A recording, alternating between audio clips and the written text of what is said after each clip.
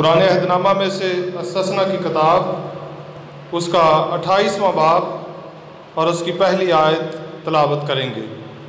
और अगर तू खुदावंद अपने खुदा की बात को जाँफशानी से मान कर उसके इन सब हुक्मों पर जो आज के दिन मैं तुझको देता हूँ एहतियात से अमल करे, तो खुदावंद तेरा खुदा दुनिया की सब कौमों से ज़्यादा तुझको सरफराज करेगा। खुदा के पाक कलाम के पढ़े और सुने जाने पर खुदा की बरकत हो, आमीन। तशरीफ़ रखें। खुदावंद यीशु मसीह के पाक और मुबारक नाम में आप सब की सलामती हो। खुदा का शुक्र अदा करते हैं आज के दिन के लिए कि खुदा ने आज ये हमारी ज़िंदगी में मौका बख्शा कि हम खुदा के पाक कलाम को सीख सकें। जो हवाला आपके सामने तलावत किया गया है तौरेत की किताब है, और तौरेत की किताब में से ये 5वीं किताब है जिसे इस्तस्ना की किताब कहा जाता है। इस्तस्ना का मतलब है दोहराना, यानी जो शरीयत पिछली 4 किताबों में बयान की गई है मुख्तसर तौर पर इस किताब में उसको दोहराया गया है। और यहाँ पर जो बात ज़ेरे गौर है वो ये है कि अगर आप जानते हैं कि खुदा के जितने वादे हैं वो मशरूत हैं, यानी शर्त के साथ हैं। इंसान हमेशा जब दुआ करता है या जब कभी कलाम पढ़ता है तो उन आयात को पढ़ता है, उन आयात को याद करता है, उन आयात को दोहराता है जिनमें खुदा ने बरकत देने का वादा किया है। और चंद एक आयात का मैं आपके सामने ज़िक्र करूँगा।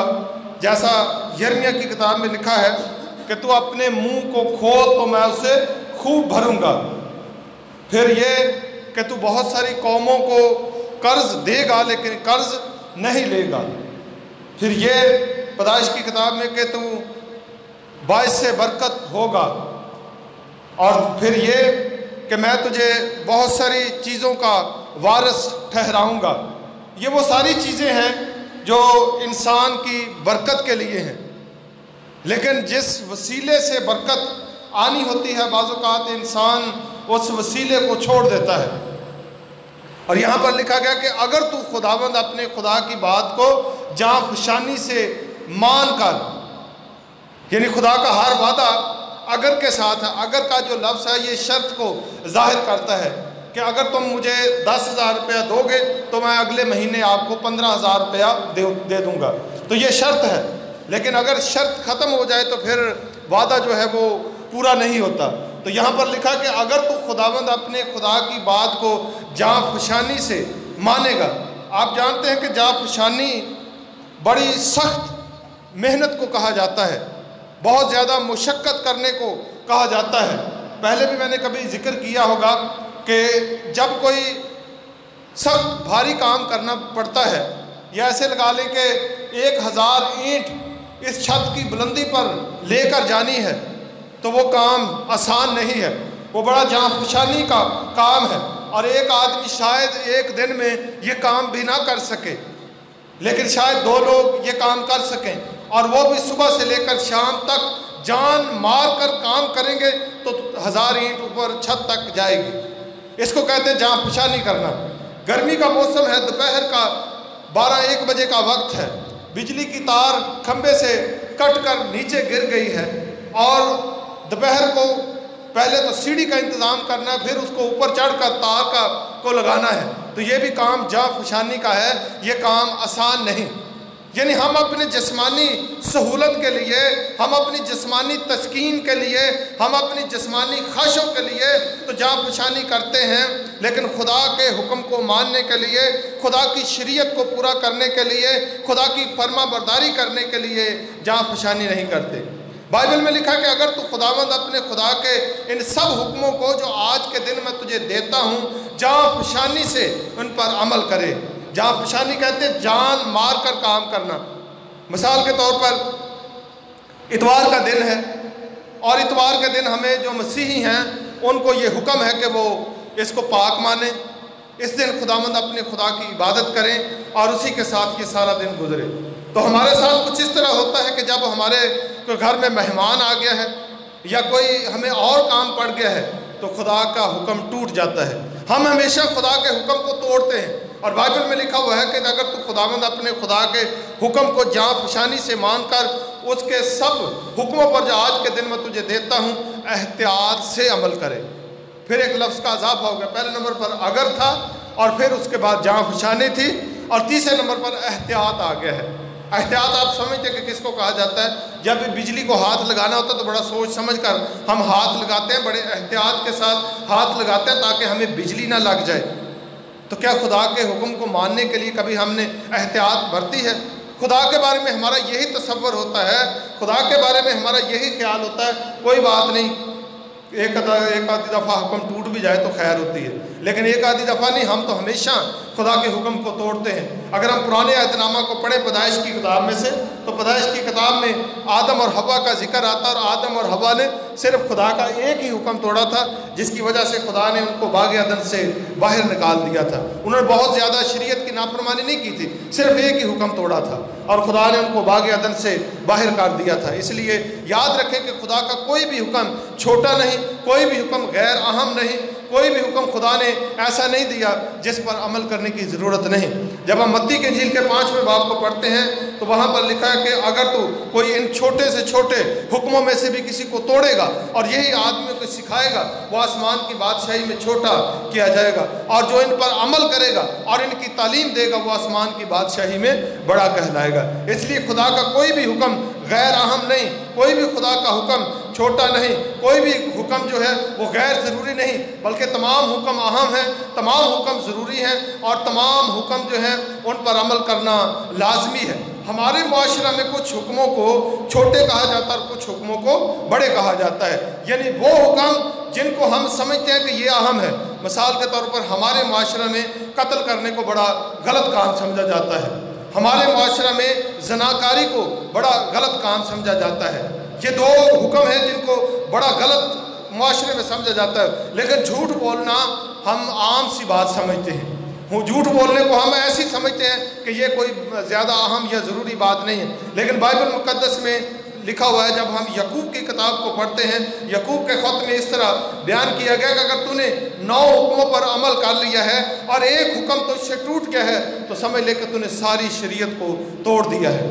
بائبل میں کوئی بھی حکم جو ہے وہ غیر اہم نہیں، سب کے سب اہم حکم ہے، اور لکھا ہوا ہے کہ اگر تو خداوند اپنے خدا کی بات کو جا فشانی سے مان کر اس کے سب حکموں پر جو آج کے دن میں تجھے دیتا ہوں عمل کرے تو پھر میں کیا کروں گا؟ تجھے سرفراز کروں گا۔ ہم سرفرازی کے خواب ضرور دیکھتے ہیں، ہم برکت پانے کے خواب ضرور دیکھتے ہیں، ہم ترقی کرنے کے خواب ضرور دیکھتے ہیں، ہم امیر ہونے کے خواب ضرور دیکھتے ہیں، ہم اچھا کھانا اور اچھا پہننے کے خواب ضرور دیکھتے ہیں، لیکن ساتھ جو خدا نے کہا تھا وہ ہم بھول جاتے ہیں۔ باپ ابراہیم کے بارے میں خدا نے کہا کہ اب میں جان گیا ہوں کہ تو میرے حکموں پر عمل کرتا ہے، اور میں نے بھی اپنی ذات کی قسم کھائی ہے کہ میں تجھے برکت پر برکت دوں گا اور تیرے نام کو بہت زیادہ بڑھاؤں گا، اور تیری اولاد آسمان کے ستاروں کی مانند اور زمین کے ریت کے ذروں کی مانند ہوگی، اور جو تیری نسل پر لعنت کرے گا میں اس پر لعنت کروں گا، اور جو تیری نسل پر برکت کرے گا میں اسے برکت دوں گا، اور تو تمام قوموں کے لیے باعث برکت ہوگا۔ ہم یہ صرف آیت ضرور یاد رکھتے ہیں کہ خدا نے وعدہ کیا ہے کہ ہم باعث برکت ہوں گے، لیکن یاد رکھیں کہ ابراہیم کو خدا نے ایسے نہیں کہہ دیا تھا۔ جب ابراہیم اپنے باپ تارا کے ساتھ اور کے ملک میں تھا جہاں پر بت پرستی ہوتی تھی، تو وہاں پر خدا نے اس سے کہا کہ اے ابراہیم، اگر ہم پیدائش کی کتاب کے 12ویں باب کو پڑھیں تو لکھا ہوا ہے خدا نے ابراہیم کو پکارا اور کہا کہ تو اپنے ناطے داروں، اپنے باپ کے بیچ اور اپنے خاندان میں سے نکل اور اس ملک میں جا جو میں تجھے دکھاؤں گا۔ اور ابراہیم نے اپنے ناطے دار چھوڑے، اپنے باپ کو چھوڑا، اپنے باپ کے گھرانے کو چھوڑا، اپنے رشتہ داروں کو چھوڑا، جو خدا نے کہا تھا وہاں پر چل پڑا۔ بھی بتایا نہیں کہ کہاں جانا ہے، تجھے بتاؤں گا کہ کہاں جانا ہے۔ اور پھر 25 سال تک ابراہیم انتظار کرتا رہا۔ 25 سال کے بعد خدا نے ایک بیٹا اسے دیا، اور وہ بھی بیٹا خدا نے کہا کہ تو کیا کر، اسے ذبح کر دے، اور اس نے قربان گاہ بنائی، اوپر لکڑیاں رکھی اور اپنے بیٹے کو باندھا اور چھری سے ذبح کرنے لگا۔ تب آسمان سے آواز آئی کہ اب میں جان گیا ہوں کہ تم مجھ سے ڈرتا ہے۔ ہم یہ یاد ضرور رکھتے ہیں کہ خدا برکت دے گا، لیکن ابراہیم کی قربانی کو یاد نہیں کرتے کہ اس نے اپنے رشتہ دار چھوڑے، اس نے اپنا گھر چھوڑا، اس نے اپنے ناطے دار چھوڑا، اپنا سب کچھ اس نے چھوڑ کر خدا کے حکم کی فرما برداری کی۔ یاد رکھیں کہ کبھی بھی خدا کا حکم ماننا بالکل آسان نہیں ہوتا۔ ہم سمجھتے ہیں کہ شاید وہ حکم ہم نے ماننا ہے جو ہم اے سی میں بیٹھ کر یا آرام کی جگہ پر بیٹھے ہوئے ہم خدا کے حکم کو مان لیں۔ جیسے ہمیں اپنے گھر کے نظام کو چلانے کے لیے جانفشانی کرنی پڑتی ہے، صبح سے لے کر رات تک ہمیں کام کرنا پڑتا ہے، بعض اوقات ہمیں رات بھی جاگنا پڑتا ہے، بعض اوقات ہمیں سفر بھی کرنا پڑتا ہے، بعض اوقات ہمیں پیاس کا بھی سامنا ہوتا ہے، بعض اوقات ہمیں بھوک کا سامنا بھی ہوتا ہے، بعض اوقات ہمیں موت کا بھی خطرہ ہوتا ہے، بعض اوقات ہمیں زخمی ہونے کا بھی خطرہ ہوتا ہے، بعض اوقات بہت ساری مشکلات کا سامنا ہوتا ہے، لیکن ساری مشکلات، سارے دکھ اور ساری تکلیف برداشت کرنے کے بعد ہم اپنے گھر کو چلانے کے لیے جانفشانی کرتے ہیں۔ کیا خدا کے حکم کو ماننے کے لیے کبھی ہم نے جانفشانی کی ہے؟ بجلی چلا جائے ہمارے ہم عبادت میں بیٹھنا مشکل سمجھتے ہیں، لیکن یاد رکھیں کہ لکھا ہوا ہے اگر تو خداوند اپنے خدا کی بات کو جانفشانی سے مان کر اس کے ان سب حکموں پر جو آج کے دن میں تجھ کو دیتا ہوں احتیاط سے عمل کرے تو پھر کیا ہوگا؟ احتیاط سے عمل کرے تو خداوند تیرا خدا دنیا کی سب قوموں سے زیادہ تجھ کو سرفراز کرے گا۔ دنیا میں ایک قوم ہے جسے قوم بنی اسرائیل کہا جاتا ہے، اور بنی اسرائیل پوری دنیا کو قرض دیتی ہے۔ بنی اسرائیل پوری دنیا پر اس وقت حکمرانی کرتی ہے۔ بنی اسرائیل کا ملک جو ہے بالکل چھوٹا سا، جتنا تہذیب صاحبہ کا شہر ہے اتنا صرف وہ ملک ہے، اور دنیا میں سب سے چھوٹا اور تعداد میں کم لوگ بنی اسرائیل کے، اور پوری دنیا پر ان کی حکمرانی ہے۔ شاید آپ کو پتہ ہے کہ نہیں جو دنیا کا ورلڈ بینک ہے اس کا جو ہیڈ ہے وہ ایک بنی اسرائیل کا شخص ہے، اور پوری بنی اسرائیل پوری دنیا کو قرض دیتی ہے۔ تمام لوگوں کو جب بھی قرض کی ضرورت پڑتی ہے وہ بنی اسرائیل سے رجوع کرتے ہیں۔ اس لیے یاد رکھیں کیوں خدا نے ان کو اتنا سرفراز کیا ہے، اس کی وجہ یہ ہے کہ وہ خدا کے حکم کو اول درجہ دیتے ہیں، وہ خدا کے حکم کو پہلے نمبر پر مانتے ہیں۔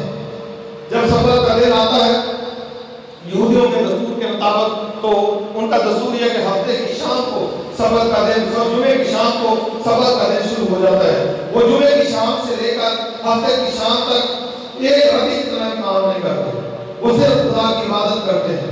ہمیں 2 گھنٹے صرف عبادت میں بیٹھنے کے لیے مشکل ہوتا، خدا کے حکم کو ماننے کے لیے اتنی جانفشانی کرتے ہیں۔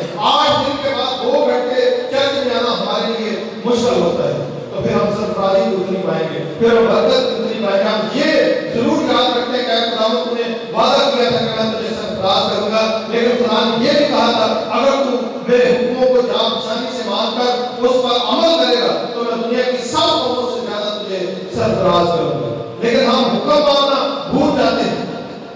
24 گھنٹے 7 دن کے بعد ہوتے ہیں، 7 دن کے بعد بنی اسرائیل کو جو کہا گیا تھا 24 گھنٹے خدا کے لیے دے رہے ہیں، اور مسیحیوں کو جو کہا گیا ہے وہ 24 گھنٹے ہر وقت خدا کے ساتھ وقت گزارنا ہے۔ ہر وقت تو ہم خدا کے ساتھ ٹائم گزار نہیں سکتے، لیکن کم از کم یہودیوں سے تو زیادہ ہمیں وقت دینا چاہیے۔ یہودی جو ہے وہ 7 دن کے بعد 24 گھنٹے خدا کو دیتے ہیں۔ بائبل مقدس میں لکھا ہے کہ اگر خداوند اپنے خدا کے حکموں پر جو آج کے دن میں تجھے دیتا ہوں احتیاط کر کے جانفشانی سے عمل کرے تو میں دنیا کی سب قوموں سے تجھے زیادہ سرفراز کروں گا اور تجھے برکت دوں گا۔ ہم برکت لینا یاد رکھتے ہیں، لیکن ہم یہ بھول جاتے ہیں کہ ہمیں خدا کے حکموں پر عمل بھی کرنا ہے۔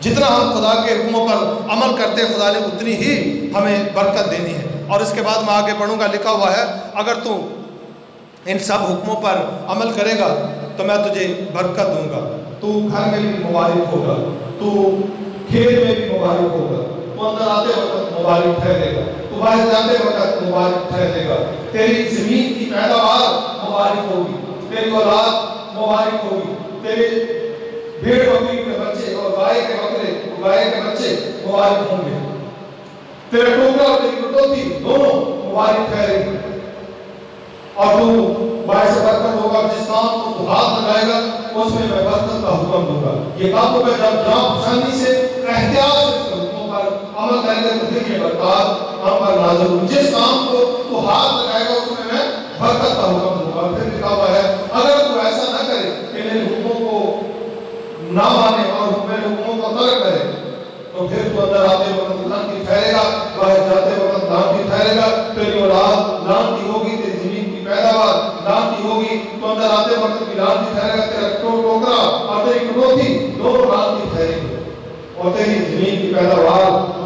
ٹھہرے گی۔ یہ ساری لعنتیں اس وقت ہوں گی جب ہم خدا کے حکموں کو نہیں مانیں گے، جب ہم خدا کے حکموں کو ترک کریں گے، جب ہم اس کی شریعت کی پامالی کریں گے، تو پھر برکت کی بجائے لعنت ہو گیا۔ لکھا ہے جس کام کو تو ہاتھ لگائے گا اس میں میں لعنت اور اضطراب کا حکم دے دوں گا۔ ابھی آپ کو پتہ ہے کہ جو کاشتکاری سے تعلق رکھتے ہیں وہ اچھے طریقے سے جانتے ہیں کہ زمیندار آج کل کن مشکلات کا شکار ہے۔